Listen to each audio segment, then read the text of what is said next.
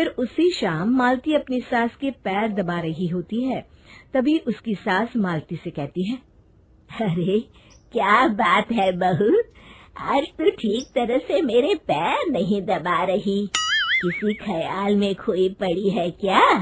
मैं भी तो जानूं आखिर बात क्या है। अब दरअसल वो माँ जी। अरे हाँ बोलो, इतना सोच क्यों रही हो?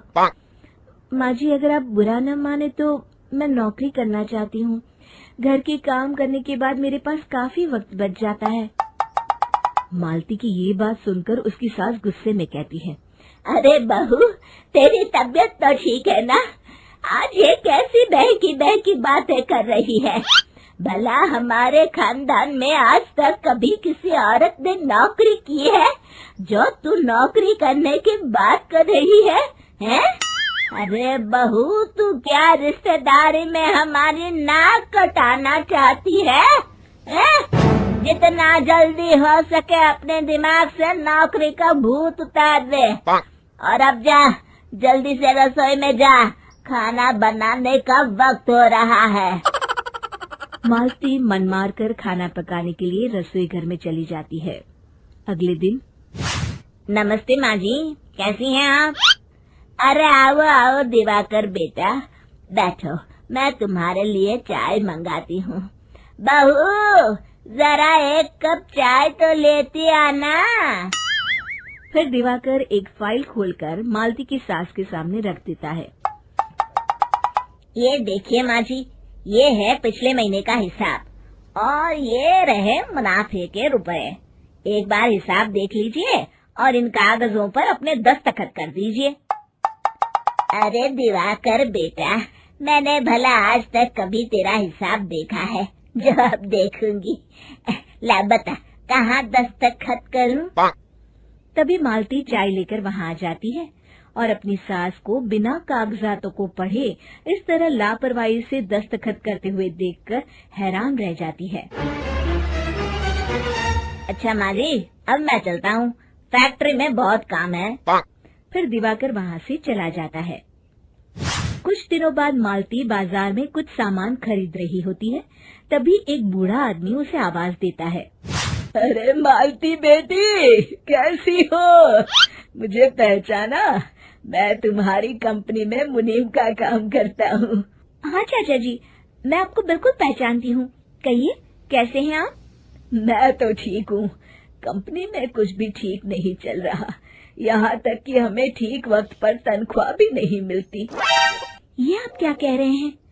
अब क्या बताऊँ, आप लोग तो कभी हिसाब किताब देखने दफ्तर आते नहीं।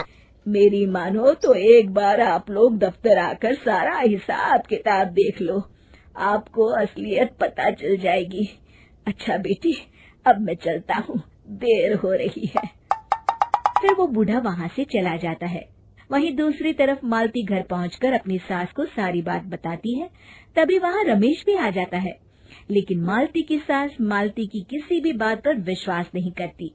तभी रमेश कहता है, अरे माँ, बिना आग के कभी धुआं नहीं उठता।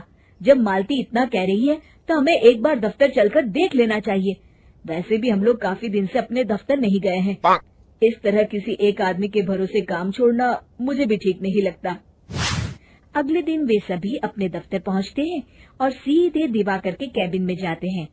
अचानक सबको एक साथ देखकर दिवाकर चौंक जाता है। अरे माँ जी, आप सब लोग अचानक यहाँ कैसे आ गए? अगर कुछ काम था तो मुझे एक फोन कर दिया होता, मैं आपके घर आ जाता। तभी मालती की सास कहती है, अरे दिवाकर बेटा, आज मैं हिसाब देखने दफ्तर आई हूँ, जरा मुझे पिछले 6 महीनों का हिसाब दिखाना तो बेटा। दिवाकर घबराते हुए हिसाब की फाइल मालती की सास को देता है। मालती की सास फाइल लेकर मालती को देती है और कहती है, ले बहू, देख ले हिसाब। मालती फाइल को बड़े गौर से देखती है और अगले ही पल उसे सारी गड़बड़ी समझ में आ जाती है। वो अपनी सास से कहती है, माँ जी, मुनीम चाचा बिल्कुल सही कह रहे थे। हमारी कंपनी में पिछले 6 महीनों में जितना मुनाफा हुआ है, हमें उसका आधा पैसा भी नहीं मिला। यूँ समझ लीजिए कि 1 रुपये में सिर्फ चवन्नी ही हमारे हाथों में आई है। मालती की बातें सुनकर मालती की सास गुस्से से दिवाकर को पूछती है, क्यों दिवाकर, मेरी बहू जो कह रही है वो सच है? दिवाकर समझ जाता है आज उसका भांडा फूट चुका है।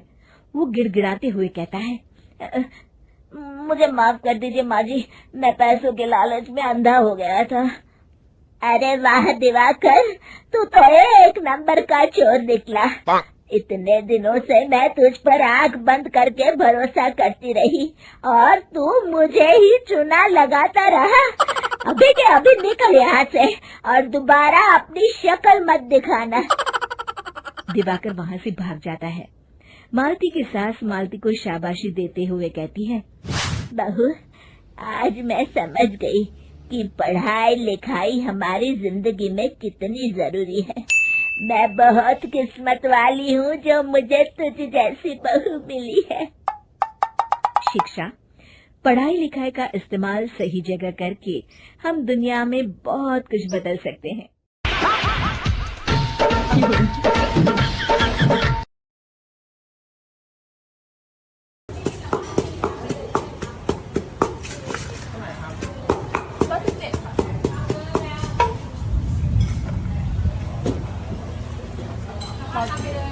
Nào tìm cây đi chị.